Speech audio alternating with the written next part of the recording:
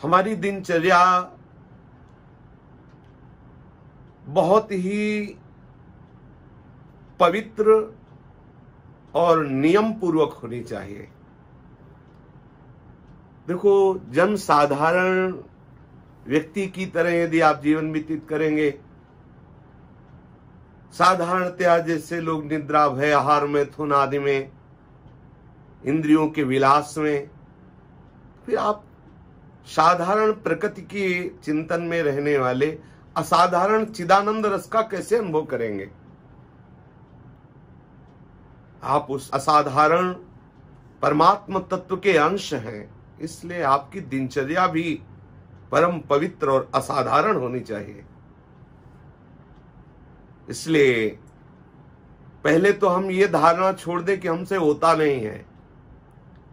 ये बड़ी मूढ़ता है, बड़ी कायरता है, बहुत बड़ी हानि है।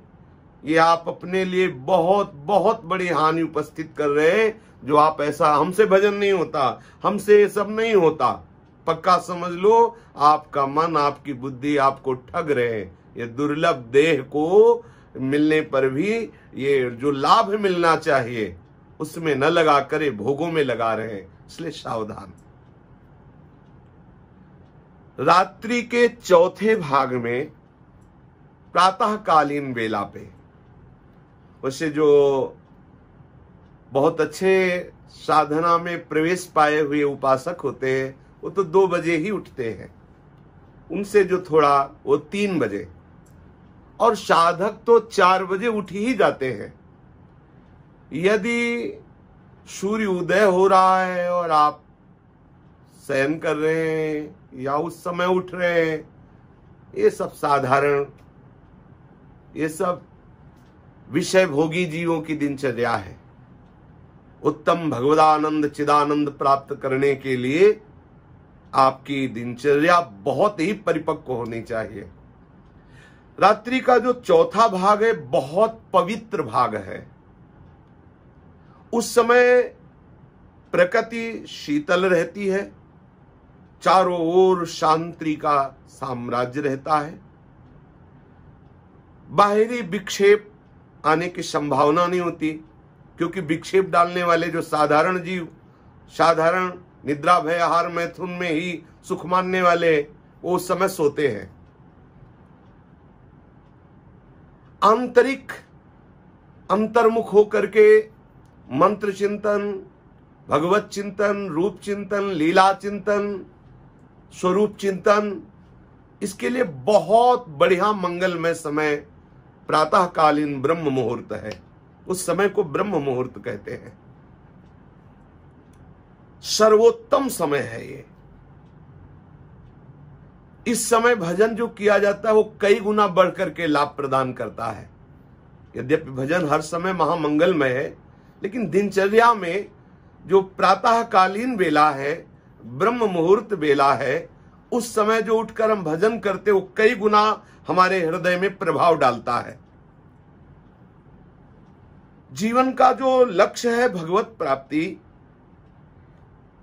इसके लिए पहले आप दृढ़ निश्चय करें कि मुझे ब्रह्म मुहूर्त में उठना है, 3 बजे उठना है, 4 बजे उठना है, ऐसा। और यह तभी संभव हो सकता है जब आप 10 बजे शयन करने का नियम बना लें। 11, 12, 1, 2, 3, 4। अगर 4 बजे उठे तो 6 घंटा सोए, 3 बजे उठे तो 5 घंटा सोए, और उत्तम साधक तो 3 घंटे या 4 घंटे में 24 घंटे की पूरी नींद जितनी हमें चाहिए 24 घंटे भगवत चिंतन सेवा आदि के लिए, तो हम 4 घंटे में वो पूर्ण कर ले और 20 घंटे साधना में लगे, 20 घंटे हम भगवत चिंतन में लगे। जो भी क्रियाएं हो सब प्रभु के लिए हो, तो सब साधना ही है। गृहस्थी, व्यापार, जो भी शरीर की दिनचर्या, व्यवहार की दिनचर्या, उपासक के लिए सब साधना के अंतर्गत ही है। प्रातःकालीन वेला पर उठने का पक्का नियम बनाइए। अगर आपको नींद सताती है, आपको आलस्य प्रमाद आता, तो उठिए, सीधे बिस्तर से अलग हो जाइए।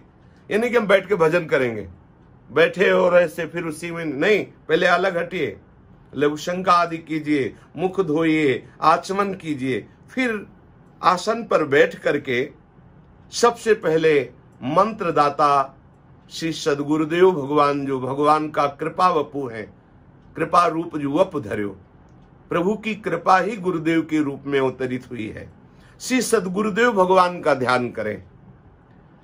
गुरुदेव स्वयं सच्चिदानंद प्रभु हैं, ऐसी भावना करके अपने मस्तक पर विचार करें कि यहाँ आज्ञा चक्र में एक बहुत सुंदर कमल है और उस कमल में हमारे गुरुदेव विराजमान है।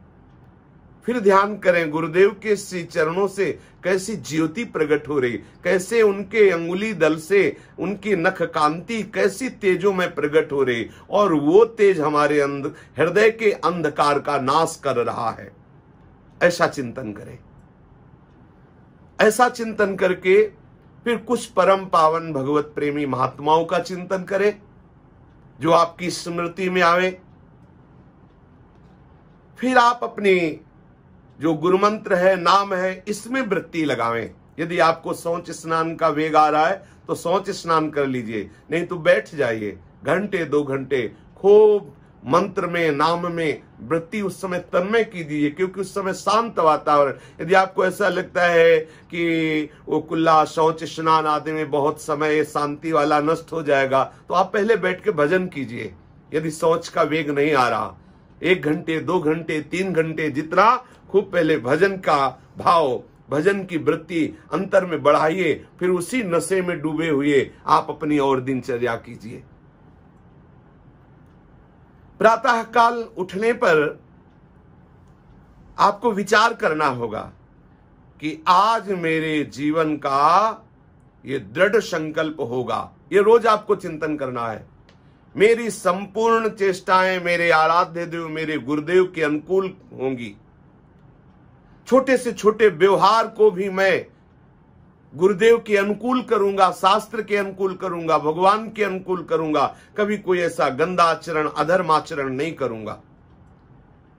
मेरी किसी भी क्रिया से मेरे गुरुदेव को दुख पहुंचे, मेरे इष्ट देव के प्रतिकूल क्रिया हो, प्रतिकूलस्य वर्जनम, ऐसा आज नहीं करूंगा। रोज नियम लीजिए, रोज ऐसी दृढ़ता पूर्वक विचार कीजिए। चाहे जैसी परिस्थिति आवे, भयानक दुख की, विपत्ति की, मैं प्रभु का नाम नहीं भूलूंगा। मैं इतना दुखी, इतना उद्वेगित नहीं होऊंगा कि अपने प्रभु को भूल जाऊं। चाहे कोई कितना मेरी निंदा करे, अपमान करे, मैं कभी ऐसे रोष में, क्रोध में नहीं आऊंगा कि धर्म का अतिक्रमण करके मैं किसी की हिंसा करूं, किसी को दुख पहुंचाऊं। ऐसे प्रातःकालीन पावन विचार कीजिए। यदि आपका मन प्रातःकालीन वेला पे मंत्र में नहीं डूब रहा है, तो आप प्रभु के प्रार्थना जनित कुछ स्तोत्र हैं, कुछ पद हैं, उनका गायन कीजिए। आप ज्यादा पढ़े लिखे नहीं तो नाम कीर्तन कीजिए, मधुर मधुर नाम। पर यह ध्यान रखिए, स्तोत्र पद नाम कीर्तन करते समय ध्यान रखना है, यदि बगल में कोई वैष्णव, कोई साधक, कोई उपासक, भले आपके घर का हो, यदि वो नाम जप मंत्र ध्यान कर रहा है और उसके ध्यान में, उसके मंत्र जप में आपका पाठ, आपका स्तोत्र, आपकी प्रार्थना बाधा पहुंचा दे, तो फिर ठीक नहीं है। अगर ऐसा कुछ नहीं है तो आप नाम कीर्तन कर सकते हैं, आप पद कीर्तन कर सकते हैं, स्तोत्र प्रार्थना कर सकते हैं। उसे उत्तम तो है मंत्राकार वृत्ति करना, नाम में चित्त जोड़ देना। अपने भजन को बढ़ाने के लिए मंत्र माने होता है अत्यंत गुप्त भागवतिक रहस्य को प्रकाशित करने वाला। गुरुदेव ने जो मंत्र दिया है वो भागवतिक शक्ति से युक्त है। उस मंत्र को प्राप्त करके जब हम बार बार जपते हैं, अनुष्ठान करते हैं, तो वो मंत्र हमारे हृदय में दिव्य शक्ति का आवेश लाता है। बहुत समझने योग्य बात है। गुरुदेव के द्वारा जो भागवतिक शक्ति को प्रकाशित करने वाला मंत्र है, जब उसे हम श्रद्धा विश्वास के साथ बार बार चिंतन मनन करते हैं, तो वो मंत्र हमारे हृदय में एक शक्ति प्रकाशित करता है जो हमारे हृदय में जलन रूप होता है। समझने का विषय है, क्योंकि वो मंत्र शक्ति तुम्हारे जन्म जन्मांतरों के पाप, ताप, अशुभ संस्कारों को भस्म करेगी। तो मंत्र चिंतन से, मंत्र जप से आपके हृदय में एक शक्ति प्रकाशित होती है। साधक ध्यान पूर्वक सुने और इसे सहे। उस समय आपके मन में एक व्याकुलता, विषय चिंतन, विषय भोगों की लालसा, प्रपंच, ये सब घबराइएगा नहीं। वो मंत्र शक्ति उनको प्रकाशित करके भस्म कर रही, जो छुपे हुए आपके अंतःकरण में है उन्हें नष्ट कर रही है। वो एक विशेष संघर्ष पैदा कर रही मंत्र शक्ति, जो वासनाओं को, तापों को, पापों को भस्म कर रही है। समस्त पाप ताप से धुला हुआ अंतःकरण एकदम निर्मल भगवत स्वरूप हो जाता है। जीव की जो ज्ञान शक्ति सुप्त थी, बार बार मंत्रावृत्ति से वो जागृत होने लगती है। जागृत होकर के संपूर्ण अंतःकरण में ज्ञान का प्रकाश छा जाता है। मंत्र का अर्थ प्रकाशित हो जाता है। जैसे अपने लोगों के मंत्र का अर्थ है, श्री श्यामा श्याम जो सहचरियों के मध्य में विराजमान है, वो अद्भुत सौंदर्य माधुर्य निधि। कैसी महामहिमा में प्रेमासक्ति में डूबी हुई सहचरियां प्रिया प्रीतम की सेवा में, कैसे प्रिया प्रीतम सहचरियों को दुलार कर रहे, सुख बरसा रहे, ये मंत्रार्थ उसके हृदय में प्रकाशित होने लगता है। वृंदावन का अद्भुत प्रेम वैभव उस मंत्र के जप से उसके हृदय में प्रकाशित। पर अगर मंत्र जब शुरू किया और सोचा कि प्रकाशित नहीं हो रहा, तो ध्यान दीजिए, धैर्य पूर्वक श्रद्धा विश्वास के साथ जब आप मंत्रानुष्ठान अधिक मात्रा में करेंगे तो वो मंत्र शक्ति प्रकट करेगा, आपके पाप ताप अशुभ संस्कारों को भस्म करेगा। तब आपको विचलता होगी, जैसे लगे हुए कांटा को निकालने में विचलता होती है। आपको थोड़ा जलन महसूस होगी, उबन महसूस होगी, घबराहट महसूस होगी, पर यह ऑपरेशन है। धैर्य पूर्वक सह जाइए, फिर आपके हृदय में ज्ञान का उन्मेष होगा, दिव्य ज्ञान का प्रकाश होगा। उसी ज्ञान के प्रकाश में संपूर्ण राग द्वेष का नाश, फिर मंत्र का अर्थ प्रकाशित होगा। वृंदावन, प्रिया प्रीतम, सहचरी, दिव्य लीलाएं उसके हृदय, अब तो कृतकृत्य हो गया। इसलिए धैर्य पूर्वक, विश्वास पूर्वक बहुत काल तक हम मंत्र का आदर पूर्वक जप करें।